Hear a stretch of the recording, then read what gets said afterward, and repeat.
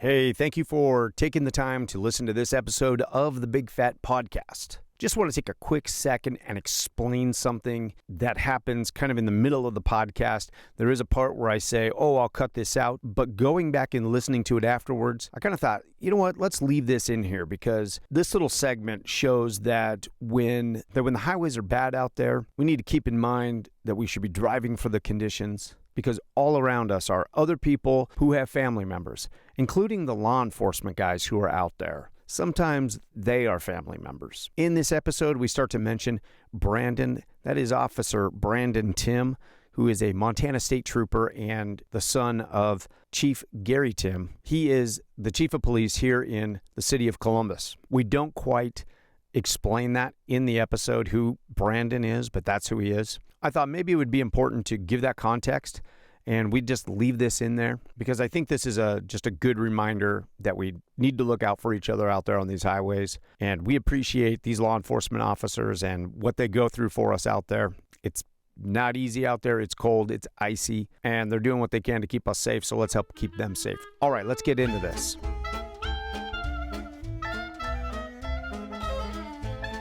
Everything's good. Man, what do we call you, Chief Timm?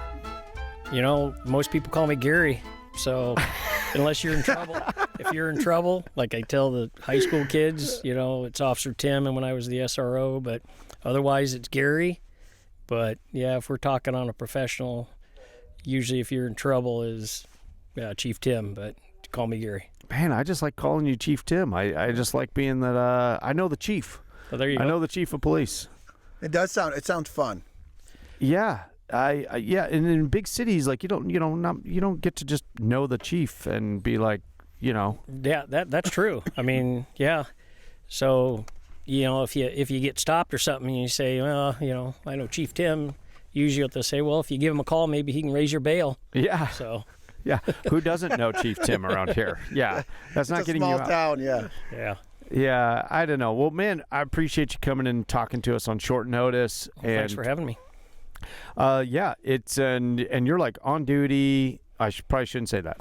Well, actually, I took off. I took personal time to be here. Oh, okay, cool. But if something does pop up that because you are the chief, right? I have another officer that's handling the street. But if something comes up, they'll call me on my cell.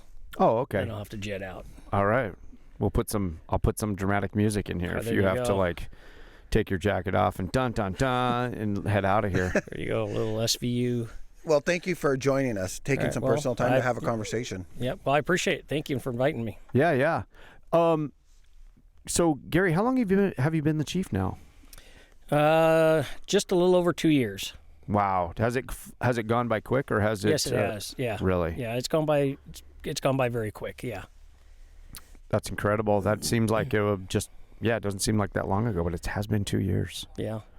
You were telling me earlier, I wanted to hear some more about this, but you said that there was a private fundraiser. Yes. That we're getting a new canine unit. Well, we've been approved from council to go forward with a canine program.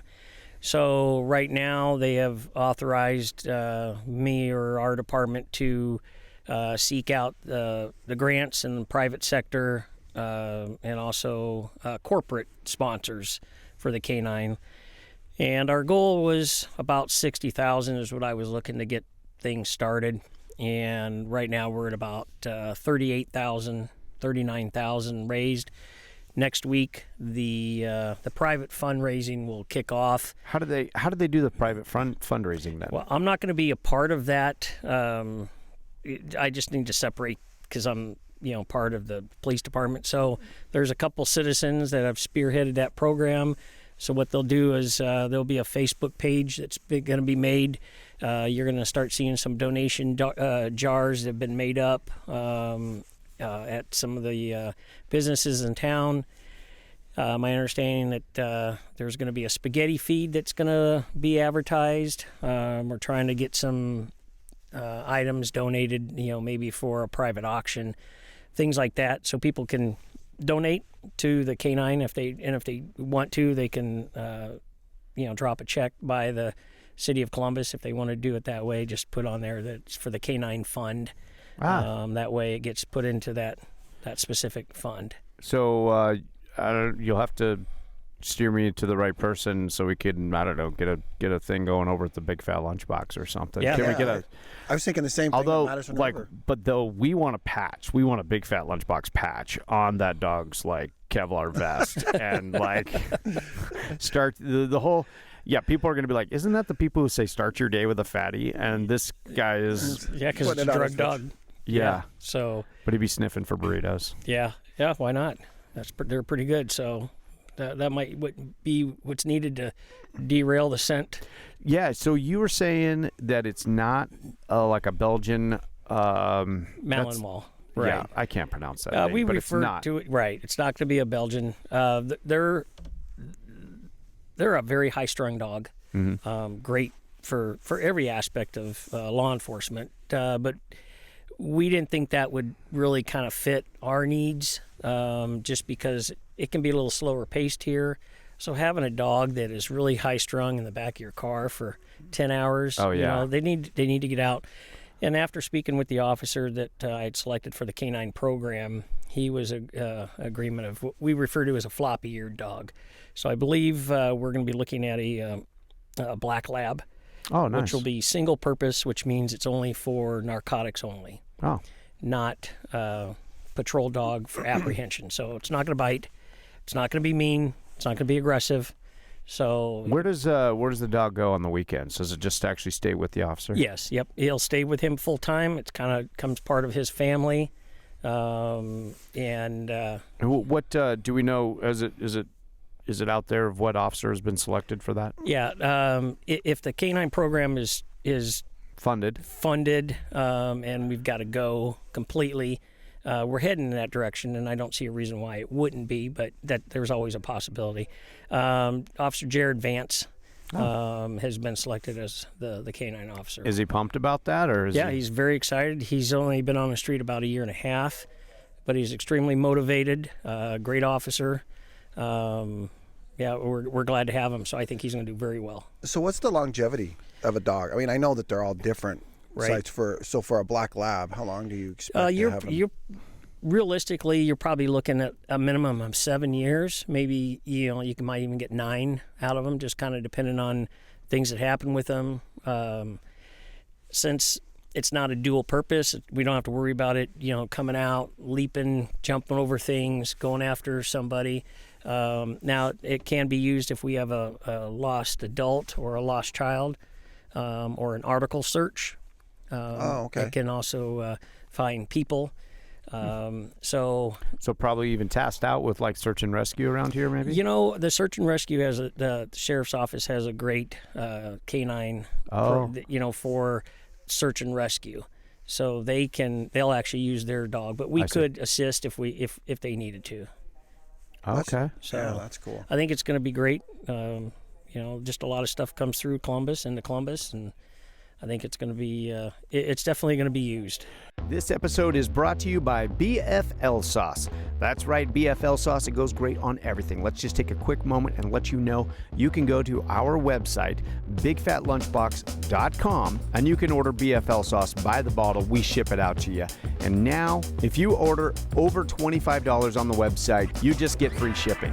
Why? Because we know firsthand shipping is expensive. It's expensive for all of us, okay? But we just try to figure this out to where you can order more affordably to get the sauce you love, to put on the food you love. And those sauce sales directly support the Big Fat Podcast. If you would like to help produce the Big Fat Podcast, there is a spot right there where you can contribute to become a producer of the Big Fat Podcast. Check that out on the website, bigfatlunchbox.com. All right, let's get back into this. If I can ask about that, like what are some things, like honestly, we're over at the burrito trailer. Cody, he's running around filling propane, and we're in this community, but a lot of the time, I mean, honestly, I don't know really what's going on in this community. So, I mean, can you touch on that with us? Like, what are some of the I love this place, great place to live, but every place has, an element or a certain thing that kind of can, happens. Right.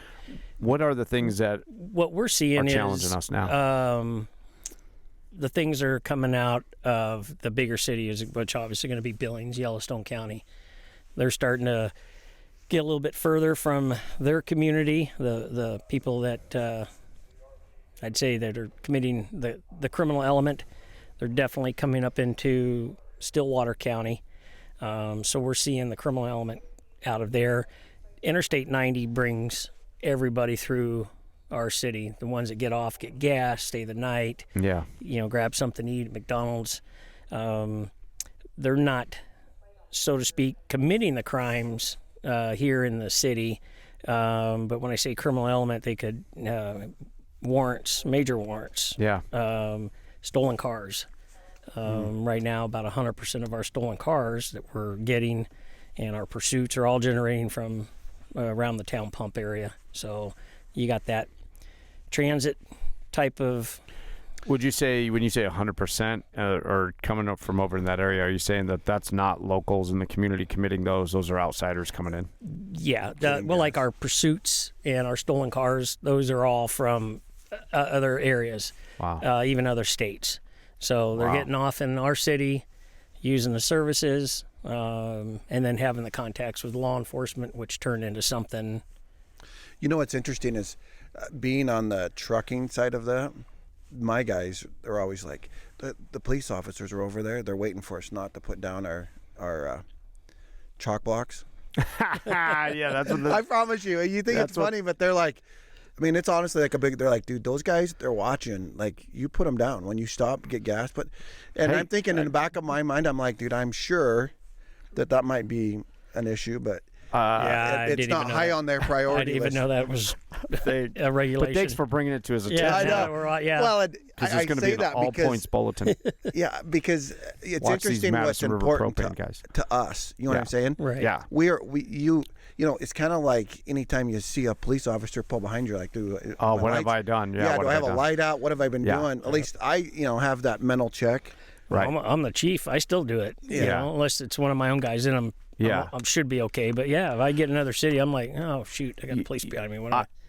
You know what I think, Cody? I think when you go back to work, I think you tell those guys, hey, you know what? I met with Chief Timm, and you are right. They are watching you guys. Well, and what's happened is they're they get a bonus if they don't have any safety. And one of the safety things is you're supposed to put your chalk box down. Right. And if you get caught with corporate, like the corporate guys, then you don't get your bonus for that quarter. Right. You're right. It's just one way of them. And so, but I mean, they always bring that up, especially when you're over, or under the underpass. Right. And I'm always laughing because they say that, and I'm thinking, man, I can promise you, of all of my friends, I don't think that's really high on their list. Yeah. No. Yeah. Like I said, I guarantee you, none of us knew that was even something that. Yeah. No, we'll save that for. I don't know, Department of Transportation guys, the scales, police. You guys should really start worrying about whether they're putting down their chalk blocks. Well, I am now. Hey. I bring it up, darn it. Yeah. But talking about Grand Theft Auto here and high-speed chases and stuff, and the propane guys are like... I'm going to bring this up only because it's as a father, it really gets me concerned. But like, is there an uptick in trafficking, human trafficking that you notice? Yeah, especially in Interstate 90. Yeah, it's getting to be really not an epidemic, but it's heavily right through, because this is Interstate 90, so this is running from the west coast to the east coast and vice versa on the northern route. So I haven't seen any in a couple of years. It's been probably 4 years since I had my last case that I had, where I'd made a traffic stop on a vehicle, again, coming out of the town pump. And they were trafficking a couple girls out of Oakland, California, and heading up to the Bakken. So that was it. And do you need to check that? No. Okay. That was actually my son. So probably want to go to lunch. What are a couple of things you kind of look for? Well, hang on one second. I do got to take this one real quick. Dude, I'll cut this out. No sweat. We'll have to get Brandon on. Hello. Yeah. This is good. His son, Brandon, is, He actually, I think he went into the military. Okay, so he's heading to SBC. Okay, all right. I'll give him a call. All right, thanks. Bye-bye. Hang on 1 second. So my son Brandon just got hit on the interstate, so he's en route to the hospital. Oh, are you kidding me? He says Is he all right? He says he's though? all right, I think, and the dog's fine. So, but hang on 1 second. Hey, what's up?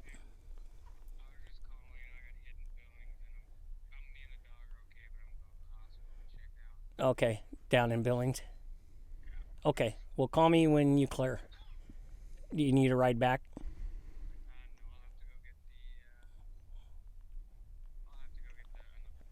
Okay.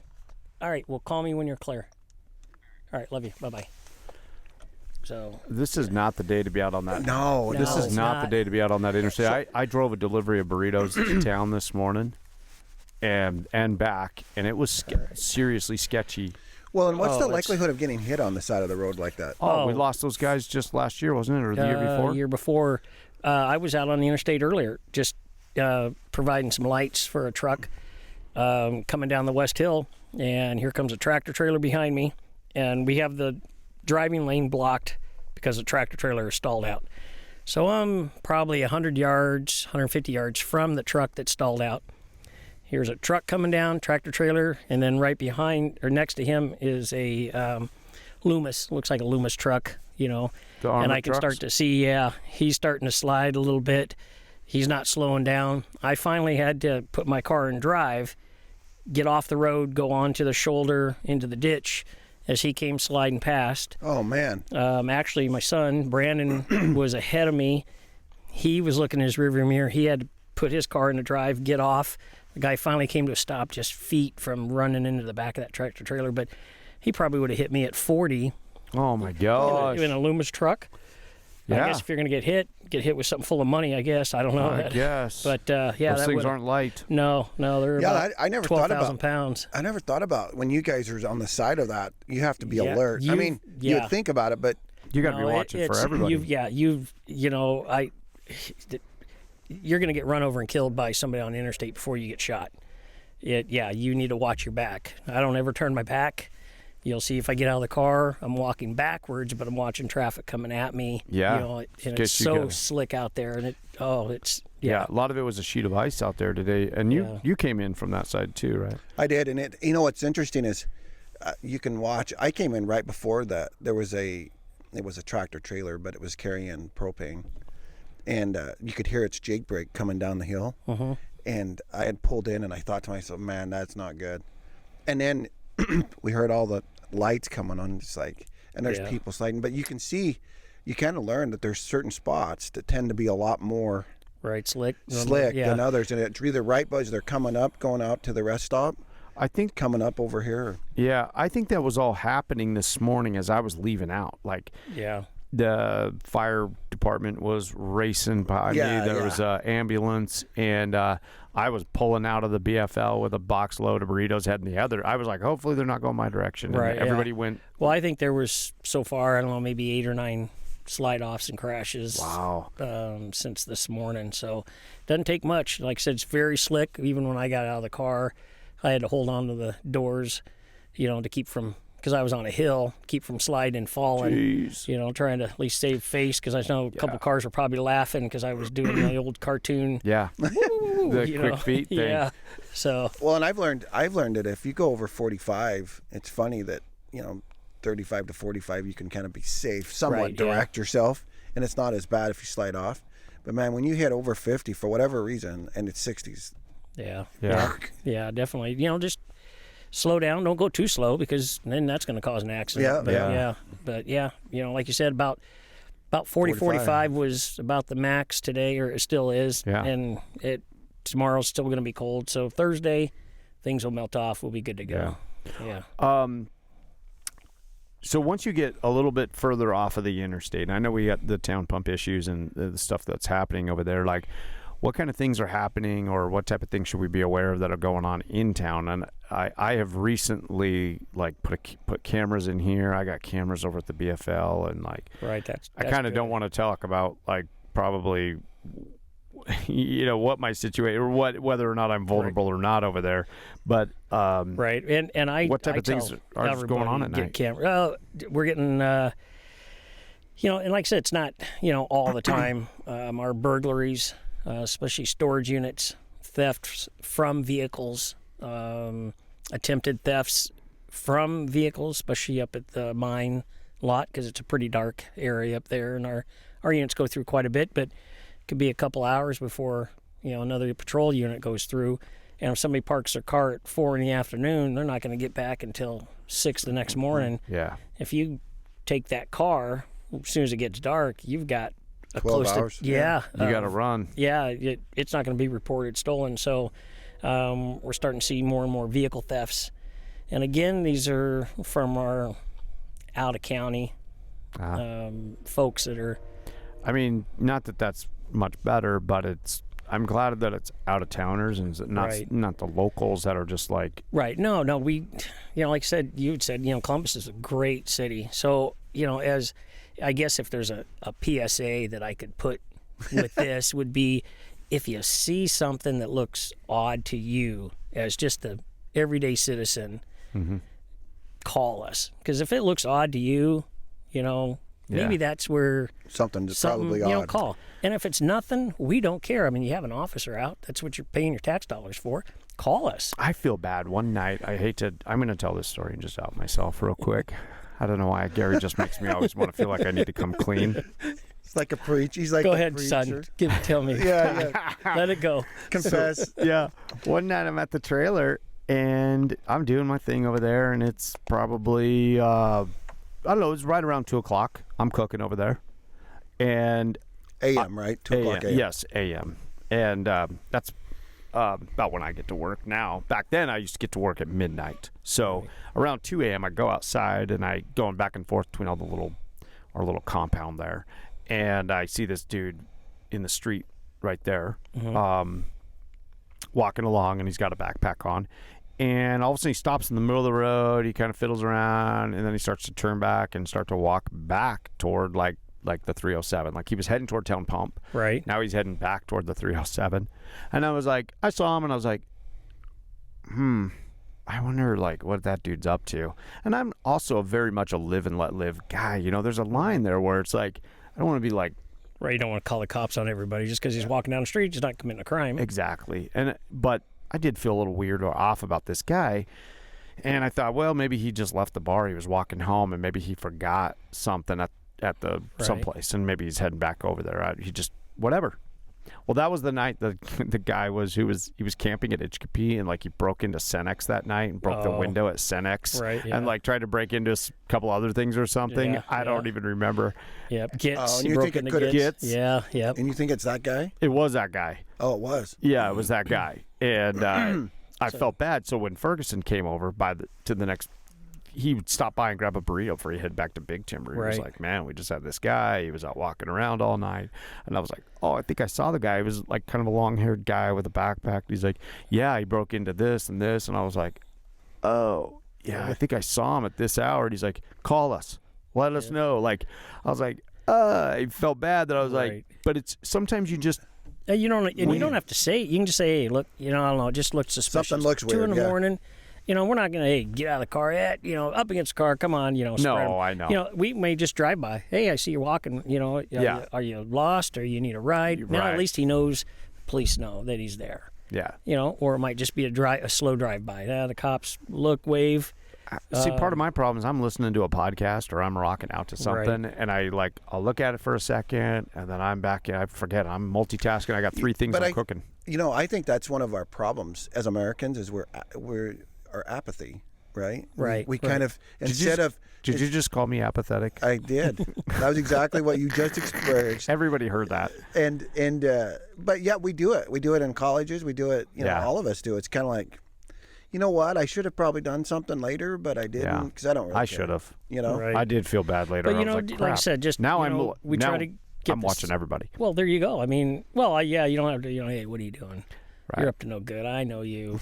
I haven't had one of these things. I haven't had an opportunity. Standing over there. Yeah. I haven't had an opportunity to dime somebody out since then, but I have sure been looking for the but like opportunity I said, to make up for that one. It would just be great if they saw something that just looked familiar, just a little odd, call. We don't mind. Your officers are here. Your tax dollars are paying for it. I'd rather have something not pan out than, I don't know, somebody that didn't call, like you. And then we get, stores broken into. And it's all your fault. It's all your fault, yeah. So, oh, my gosh. So what brought you to Montana? Like, what is it that you said? You looked at a map, threw a dart, and said, I had I want to follow. a brother-in-law that had moved up here in 91 or so, and we had come up to visit. It was like, oh, my gosh. I love mountains, that kind of stuff. Coming from, I'll just say the West Coast because I don't want everybody to hate me. I'm not an ocean guy. Hey, this is a safe space. Yeah, you're safe. You're safe. All right. We're in the nest. You're in the tree. So I'm not an ocean guy. I'm just, all right. So a couple of years later, probably around 93, 94, we ended up buying some property up here. And then I left the West Coast where I was a police officer out of the Oakland area and came up here. Columbus was hiring. We'd already owned property for about 6 or 7 years south of here. And, oh, my gosh, we just happened to drive through Columbus on an accident. He was in Billings. My brother-in-law was in Billings. And we just happened to come across a Joliet Road, which was gravel at the time, and pulled into town. We got gas at Dave Newman, the Exxon station, when it was open. He comes out and fills our gas tank up and wipes down all the windows, and I'm like, wow. I'm in Mayberry. Yeah, well, yeah, that's exactly right. So, and that, because of him, I was like, I found it. This is where I want to be. Wow. So, I have a friend that's in that, because I grew up in Utah, and he waves at everybody in his neighborhood. And he's like, one of these days, my wife always is like, they're not going to wave back. Like, why do you wave? And I laugh because out here, you don't even know the people, and you're like, yeah, you know what I mean? Yeah, and you have you'll never see them. Right. You're like, well, maybe a week later you'll be like, I waved to them last week, but right, yeah. And totally I joked about that when I first came here about having to keep my hand up here on top of the steering wheel because everybody waves. Where I worked before, they didn't wave, they didn't like you, but here, no. So if they were raising their hand, they were giving you a different kind of wave. Yeah. Was it when you actually moved here though and you started working here, was it like, I imagine it was a big weight off your shoulders? Did it feel freeing? Did it almost feel like just a different feeling? Right. Yeah. And it was, and it was kind of different at first because it was just like, oh gosh, I'm out of the hustle and bustle. To drive 40 miles was an hour and a half. Just the tension in your shoulders, your neck, you're just like, oh, and I'd come home, let's move, let's go. I mean, finally the opportunity came about, and that was it. And then got up here, and then I'm like, it's midnight, and Tuesday, and, I'm looking at my radio and kind of clicking the mic, I'm like, hello. Is it still on? Because nothing happening. Nothing happening. Yeah. 20, 30 calls on my screen back home for the next call to come up, and next call, and you got everything here. I'm like, wow. So it was a little bit of adjustment after that. Then I'm like, no, this is too slow. But no, this is a great place. So how much was your salary percentage? Did it cut in half when you came? I mean, I imagine all your bills would too. A little more than that. I'd say about 60%. But like you said, the cost of living. The cost of living was dramatically dramatic. Yeah. So, no, it took about a year to finally make that adjustment, and then you're like, oh man, I should have done this 10 years ago. Oh, I'm sorry. Go ahead. I only bring this up because when I came, so I grew up in Salt Lake, and then came up. I went to Northwest for college, and then came up to go to college at MSU. And I can remember in Wyoming was slower paced, right? But trying to just get my paperwork involved for the college, I'd call them like, yeah, we're working on it, yeah, we're working on it. Like 2 weeks later, and they're still working on it. Right. And I'm like, man, this is going to drive me nuts. Well, now there's people that are out of state, and they'll be like, hey, are you doing it? I'm like, yeah, we're going to get to it. Right. And I find myself saying the same thing that drove me crazy. Did you experience that? Oh, yeah. You know, definitely. It's like, you know, well, it's Montana time. Yeah, the store says they open at 8. They might get there at 8:15, 8:30. And then when it's like you said, when they'd get to it, you know, that was a real life struggle then. And you're like, man, I wish they'd get on it. But, you know, nobody was in a hurry, you know. About how many other officers were working when you hired on here? We had 4. Did you ever catch them like complaining about something around here or complaining about? Like, oh yeah, this would have to be good. Like, did you ever catch them like these guys? This sounds like a setup here. What? No, no. I mean, like, were you kind of like overworked? Were you ever just like, hey, have you been shot at this week? Like, were you ever in a position where you were like, man, you guys have no clue? Like, you know, a couple of the people that were just born and raised around here, I'm like, yeah. And they'd like, you know, well, so what was it like? So I'm just like, well, I mean, you've seen TV, you know, and I mean, calls, I mean, they're stacked up, they're stacked, they're packed, you know, working in the highest crime rate, you know, cities in the United States. You know, I tell the guys, I'd drive down a street and, you know, some people would be hanging out on the corner and I'd just be saying to myself, oh, don't shoot at me, don't shoot at me, don't shoot at me, you know, and I'm like, drive past and be like, oh, yes, all right. Didn't take any rounds. Gonna be a good day, you know. But these guys were just like, I can imagine. They can't relate to that at all. But you know, when I look back, compared to what I did there, compared to what we do up here, we actually do a lot more police work. There, you're a patrolman, so you get a drunk driver there. You have to call a traffic unit or a motor unit. I never thought of it that way. You know, hey, yep. Guys, like, I don't know how to do a drunk driver. I'll call somebody over to it. You get a crime scene. You tape it off. Yeah, wait till detectives. Here, you're the detective. You're the detective, and I mean, you got to know your stuff. You're the guy that's processing the DUIs. You're handling all these cases. You go to a bar fight. You get 2 officers show up. All right, let's go in. Where I worked, you know, there'd probably be 8 to 12 officers showing up all at once. So you're handling all this stuff yourself. So multitask, being able, I would put our officers up any day against, you know, now granted, we're not going to be seeing the shootouts and and all that kind of stuff. But I tell you what, for day-to-day activities of a police officer, no, the officers and deputies up here in Montana do way more and have to know more. So more well-rounded as the police works. Yes. Mm-hmm. Huh. Yeah. All right, quick second here. If you find that the Big Fat Podcast is bringing you some type of value, please consider subscribing. And if you hit that little bell, it will give you a notification each time we upload a new episode. If you have a moment, maybe even leave us a review on whatever platform you're using. These little things help keep us going and help spread the word of the BFP. All right? Let's get back into this. Wow, that's kind of interesting. You know what? I want to be real respectful of your time because I don't want you to feel like oh, I can't go over there. Right, We're gonna drag. I know. I have all these questions I want to ask. I know. We're gonna save them for the next 6 episodes that we'll do with you. Nice. Well, I appreciate you coming over here though and taking the time in the middle of your day. Not a problem. And also hey, I don't even know after Ferguson left. I don't even know who's on duty at night. So tell them to stop by the trailer and come see me and check in every now and then. Well, you still have Officer Aaron Euchre. Oh, okay, yeah. He's a good dude. Yeah, so he's on Wednesday, Thursday, Friday, Saturday nights. Oh, that's my guy then. Yeah. Tell him to come see me. I'll feed him or something. Sunday, Monday, Tuesday, and Wednesday, partial the shift on Wednesday's Matt Grisham. Okay. Officer Grisham, big guy, 6'2", about 255. Oh, I think I have seen him. Yeah. See, and you know, most of them, they come down and they'll see April at the window, and I don't see people. Right, yeah.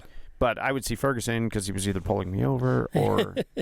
I have a couple of them that come really up for propane bottles, and I think they're all nice guys. Yeah, very personable. Very. I will say this for Ferguson though, because I did really like him. Jason's a great guy. Yes. Just super nice guy. He's right? back at Sweetgrass County. Yep. Yeah, and one time.